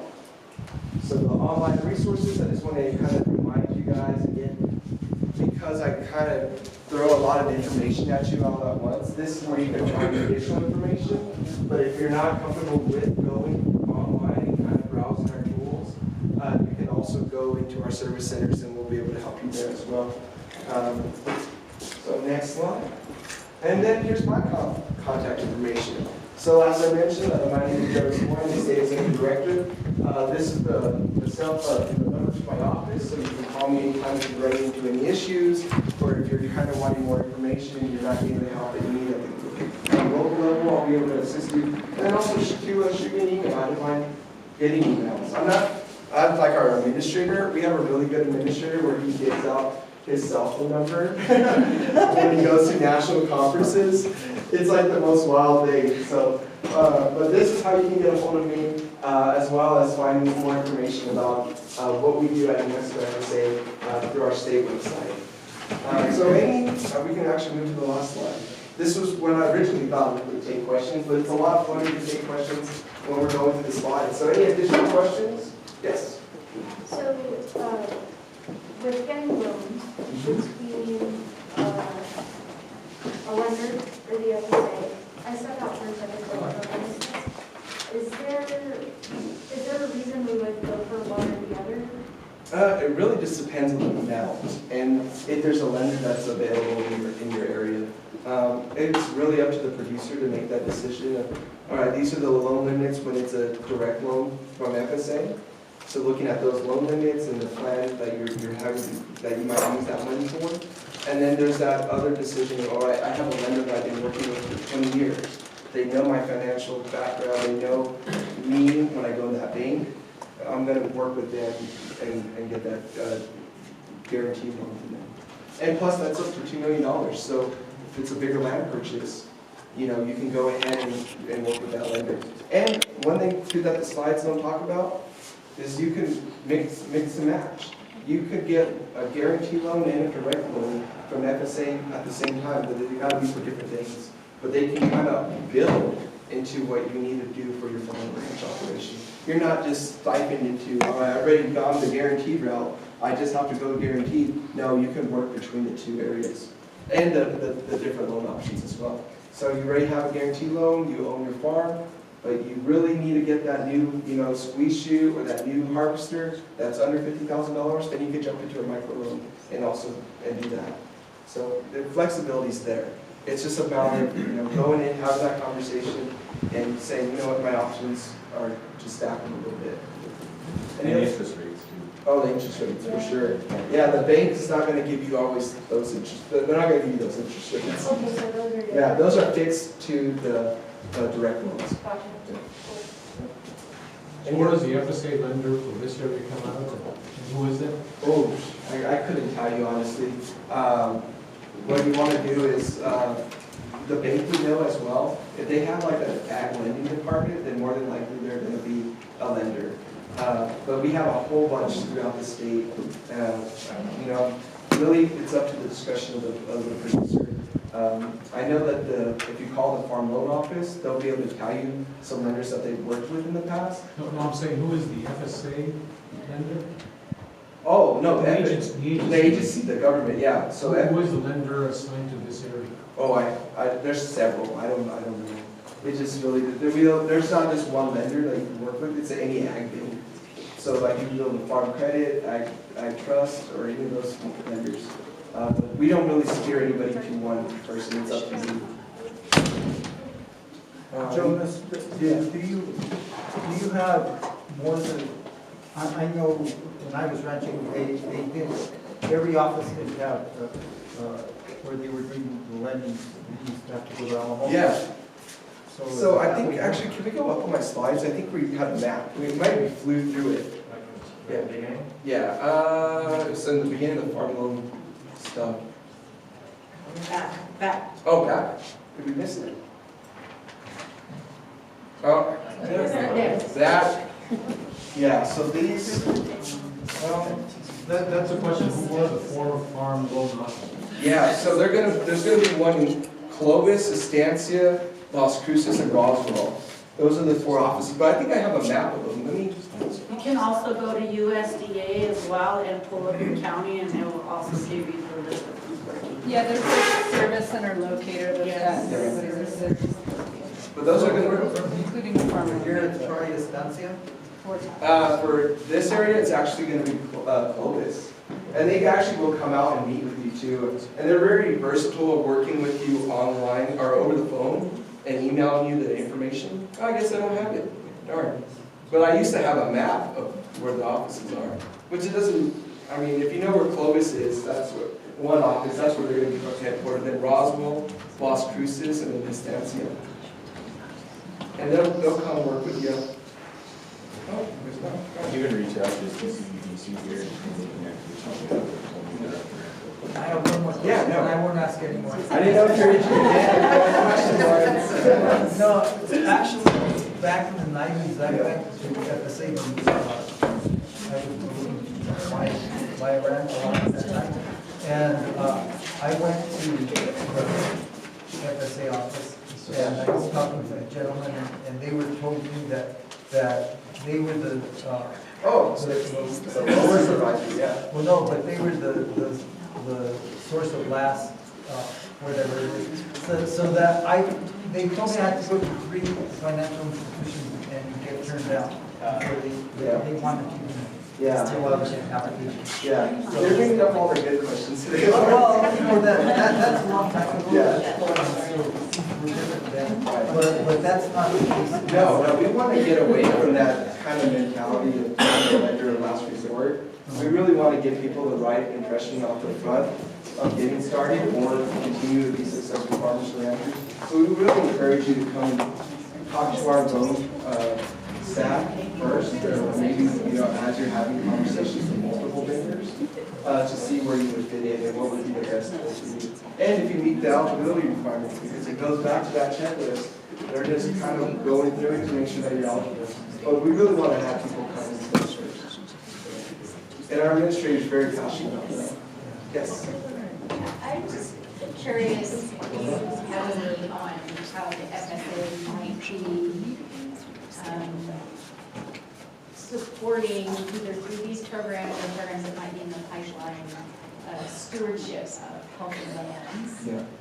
And, like taking degenerate, lands that have been degraded and restoring them to something that can be actually raised and Yes. used.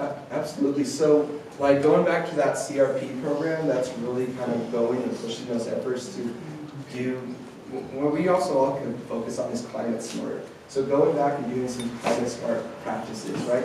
And USDA in general, and especially the secretary, he's very passionate about making sure that we're building up agriculture for a sustainable future and implementing climate smart methods, whether it's regenerative farming,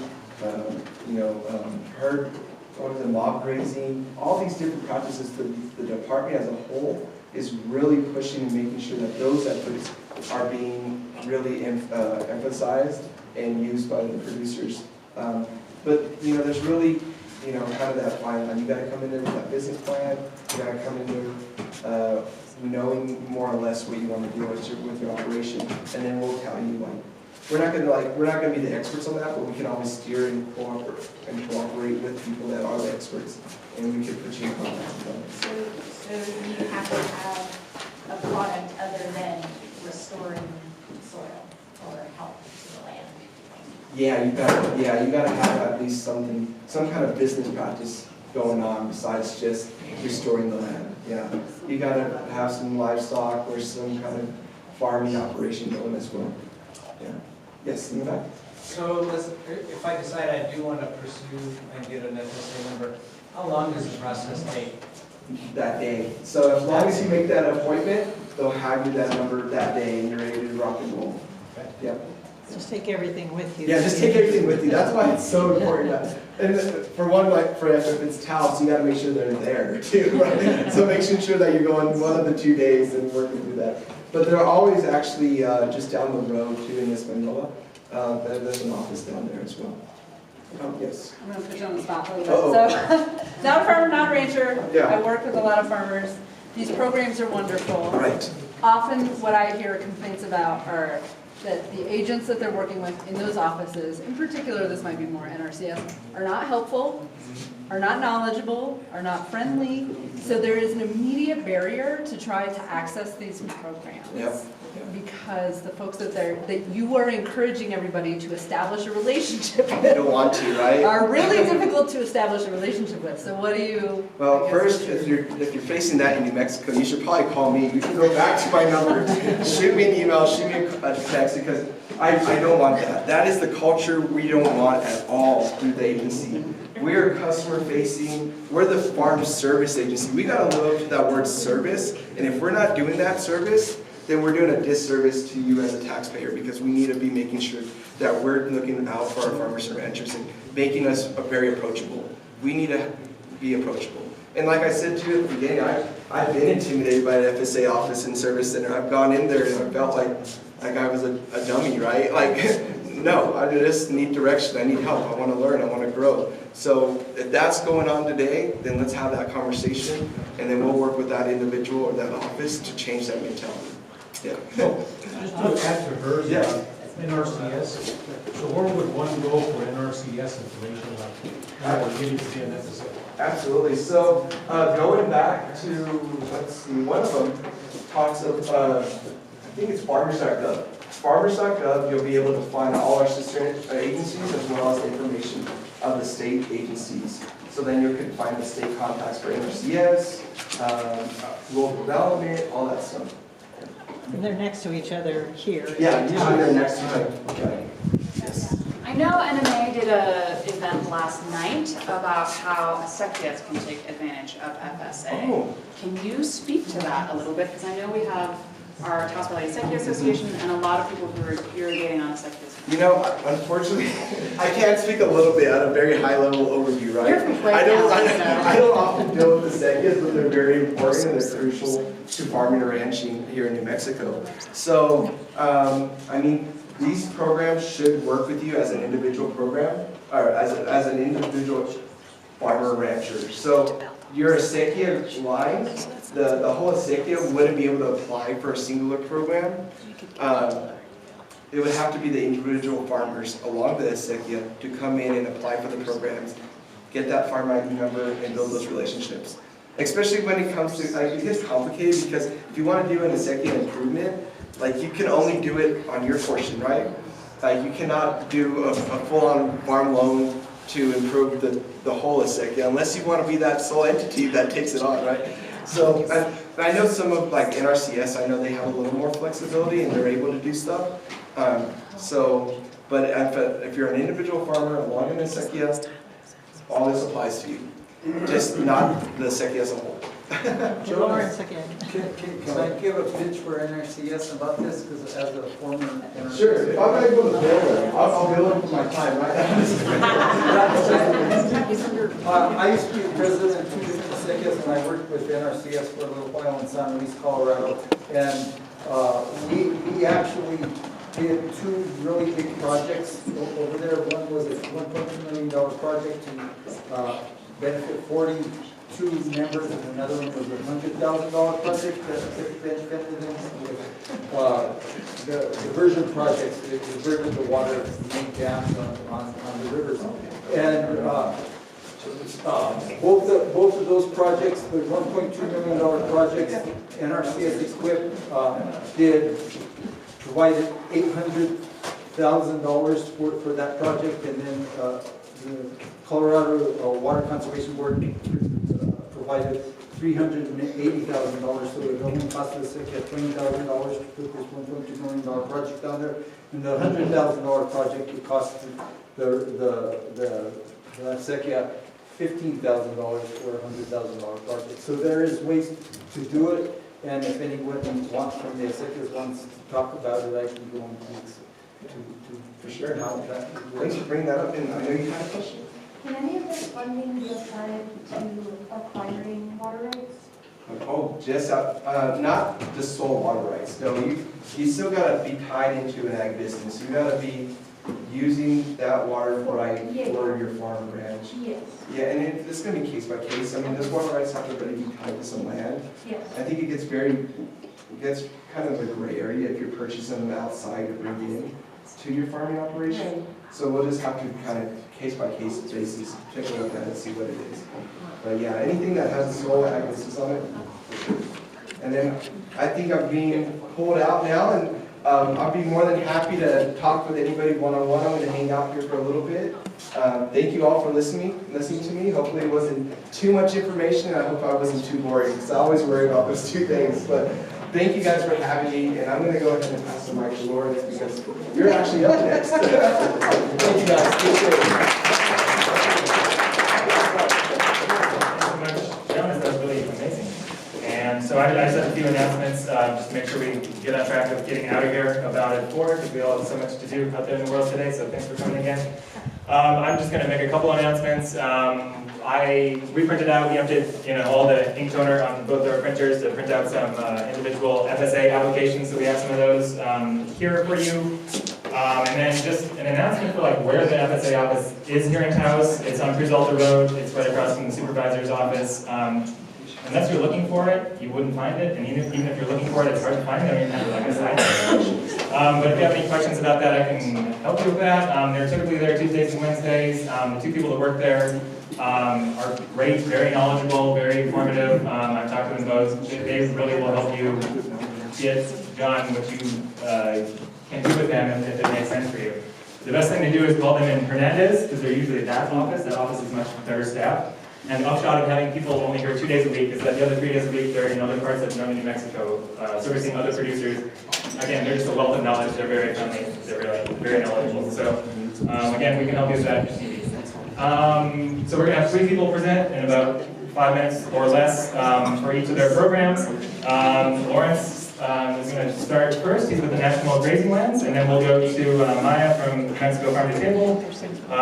She's going to talk to us a little bit about something that is more like a grant that's kind of associated with the FSA for smaller producers. And then we're going to have the Agri-Cultura Coalition talk about one of their programs as well. So Lawrence, you're up, and I'll let you know when you're done. Okay, I'll try to explain it real quick. How many ranchers do we have in here? Okay, I just want to let you know, I work with the National Grazing Lands Coalition, but we're just a small part of that organization, and we are the Western Grazing Lands Network, and we have two $5 million grants right now that we're trying to implement here. One of them's in northern Mexico, the other one is in southern Colorado, and then a third one is on the Navajo Reservation. But what we're doing with these grants is trying to help farmers climate smart practices on their property and actually help them become more economically viable because if you can do good grazing practices where you can grow more grass, you'll be able to have more livestock on your property. And then we're also trying to find other sources of income for the ranchers, also through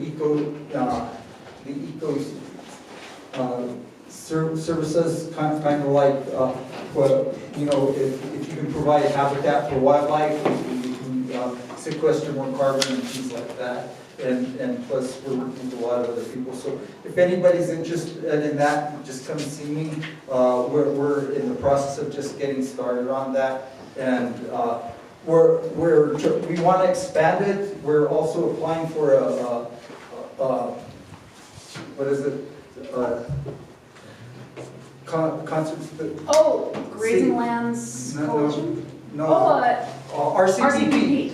The Regional Conservation Partnership. There's a lot. And if we're able to get that here, so that's another $25 million that's going to try to put on the ground here in here in Mexico, and then also in Colorado. We're trying to apply for both of those. So, so I don't know if anybody, all of you have heard about it. We're partnering with TCEDC. With part of the program is going to be with the new processing facility. We're also working with Jillian and a couple of other organizations to try and work with some of the people here. So it's something we're just getting started. And prescribed grazing is probably one thing that you can really do, make a big impact on your place and put more, utilize your land, and you can increase the amount of production, so you can, usually increase the size of your herds and stuff like that. I know I'll come in there unless anyone has any questions. I have cards, so I'll give it to you, but it's the National Grazing Lands Coalition, and you can go to the National Grazing Lands Coalition website, and then if you go to programs, and there's the Western Grazing Network, and there it'll explain, who we are, what we're doing, and the different practices you can put on the ground. And they're all, it's actually through NRCS, so it's basically, it's government money, but we have a little bit more flexibility on how we help you implement those, and then we'll also help you with marketing your cattle or whatever your commodity is. We're planting smart commodities, so we'll help get that done too. And if anyone else has any questions, we can talk to you afterwards.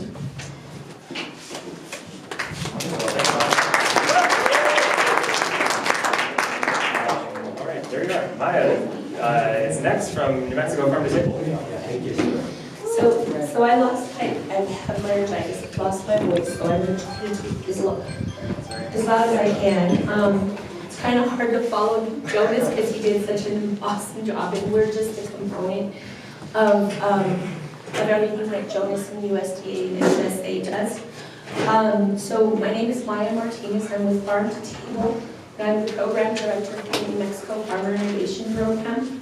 My colleague here is Edith Martinez, and she is the administrative person for the Farm to Table program. Or for the New Mexico Farmer Innovation Program. So USDA, we entered into a cooperative agreement with the USDA. I'm going to make this quick. Into a cooperative agreement with the USDA to implement the USDA Urban Agriculture and Innovation Program. And so this has to do with a lot of the urban area and farms within an urban area. And so as part of our cooperative agreement, we have a few programs. We have the micro grant program, which we just opened up and it just closed. It's about $114,000 a year that we have awarded out, or will be awarding out, to urban farms, urban area farms. We awarded, I'm trying to see here, I'm sorry, 15 farms this year, $114,000 from 9 different counties in New Mexico. These are micro grants, so these are actual grants. These are grants that are up to $20,000 for various things with on a farm, community garden, that type of thing.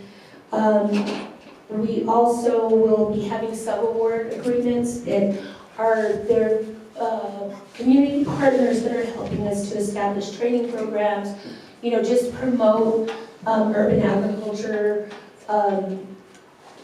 new farmers, new farmer programs, that type of stuff. I'm gonna put this down real quick. Let's see. We're also conducting outreach. So we'll be reaching out to different areas of the state so that we can do outreach. We want to be that point of contact to help you get in touch with some of the programs that Jonas, with all of the programs that Jonas has talked about. I have brought with me some of the urban agriculture programs at a glance. This is a really great document that if you all want to grab one over here. This talks about, and this is good for small farmers and ranchers, this talks about almost everything that Jonas talked about in here. Tells you what some of the requirements are. I also have a contact list for NRCS, and that's over here as well. So these are your different areas in the state with the NRCS contact numbers. We also have a questionnaire for farm to table that, you know, we want to know how we can help you. We want to know how we can, you know, you can reach us and how we can help you, what it is that are your needs as a small farmer or rancher. Let's see, I also had, I think that's all I have right now. I'm sorry, my voice is gone. We have cards over here on the table. We would like to hear from you. I mean, if we can help you prepare what you need or guide you in what you need to get your farm number. Please, you know, fill this out, get us your contact information so we can contact you. And we're here for any questions.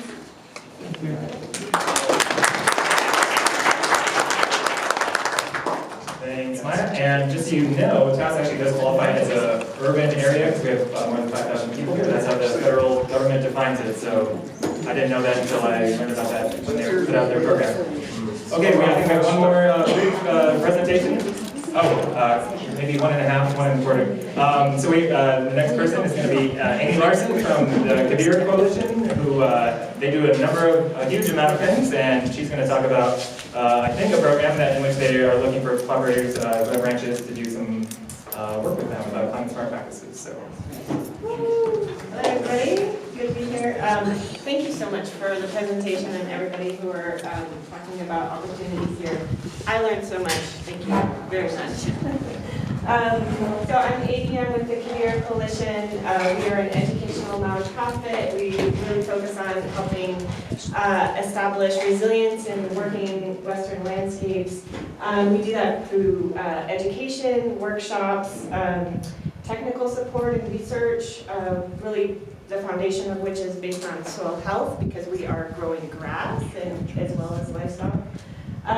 We do apprenticeship programs, and like I said, we really kind of focus on soil health as a foundation of all the work that we do. I wanted to talk about two projects that might be of interest to producers here, and if I go fast and don't cover all the details, I do have handouts. We can certainly talk more at the end. I'll stay longer for questions. But the first project I want to tell you about is called Pathways to Resilience, so connecting land stewards to USDA resources. I'm not as familiar with this program, so I'm going to just kind of read off what they offer.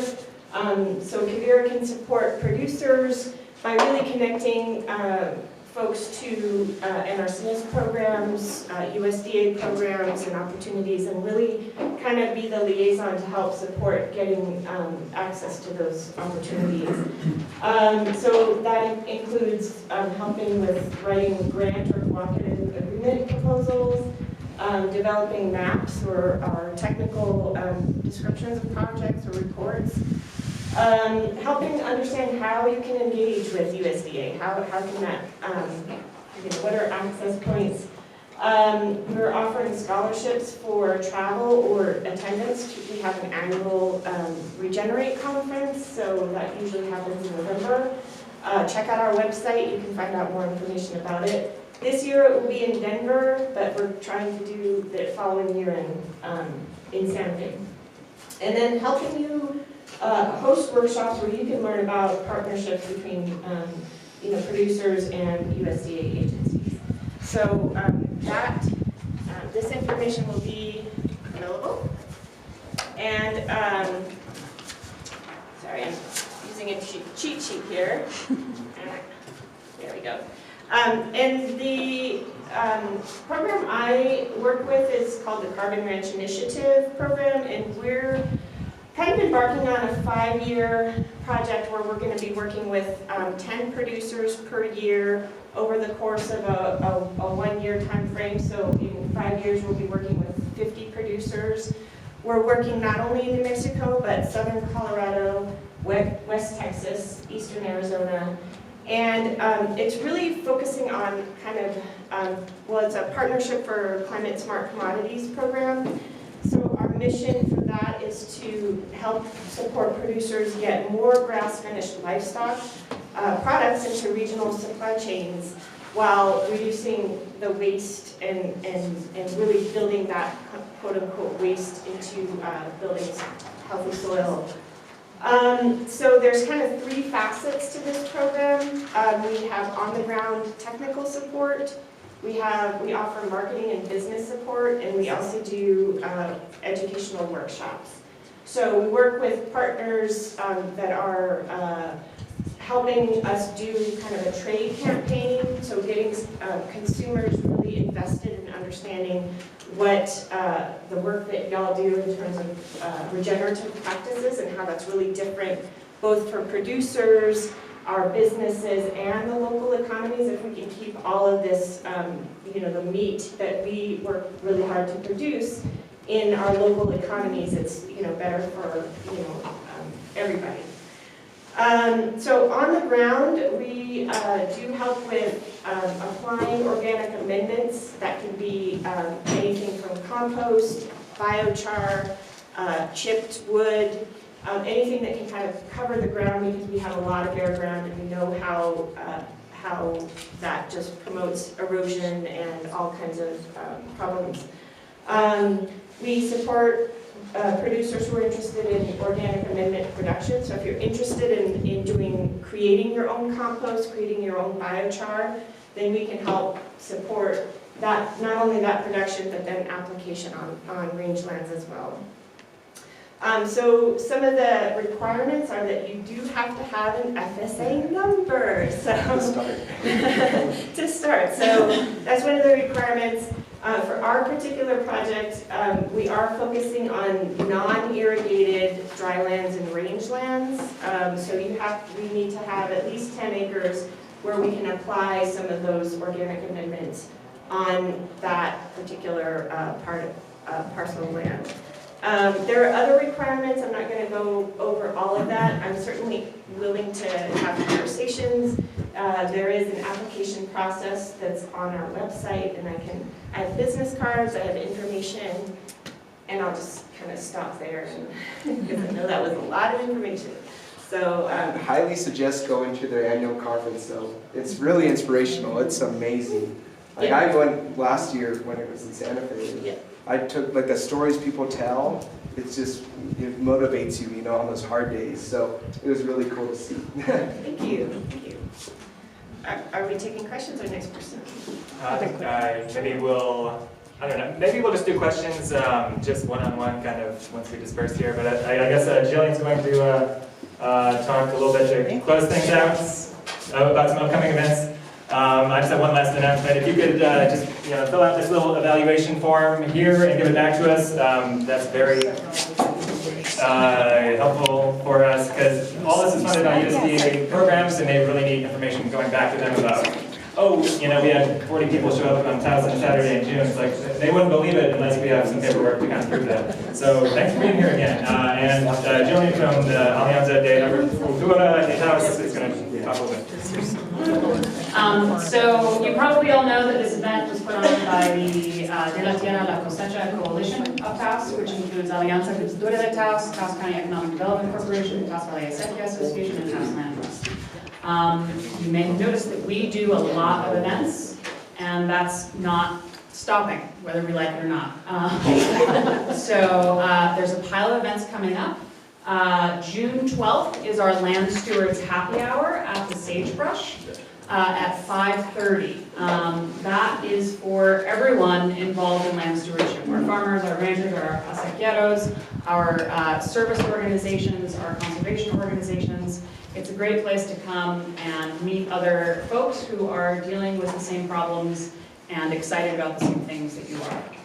So please join us for that if you would like. Then on July 27th, we are going to be having a workshop up in Costilla in the Valle de Dal. I know the Ortegas are going to be there. And it's going to be on grazing on public lands for improved forage and ecosystem outcomes.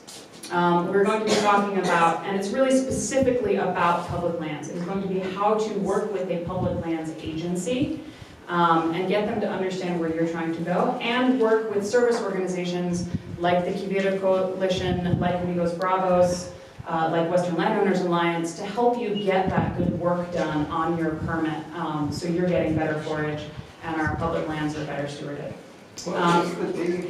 That's going to be your partner on that. That's our partners on that. You're coming.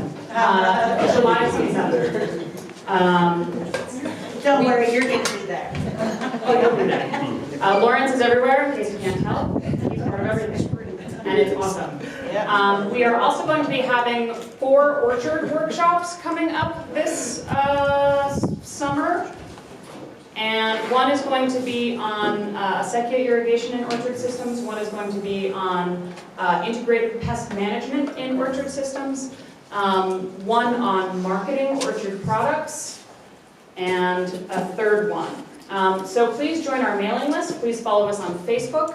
And you will get all the information about all the awesome events. These are not even all the events that are coming up in the rest of 2024. There's a lot of other ones coming.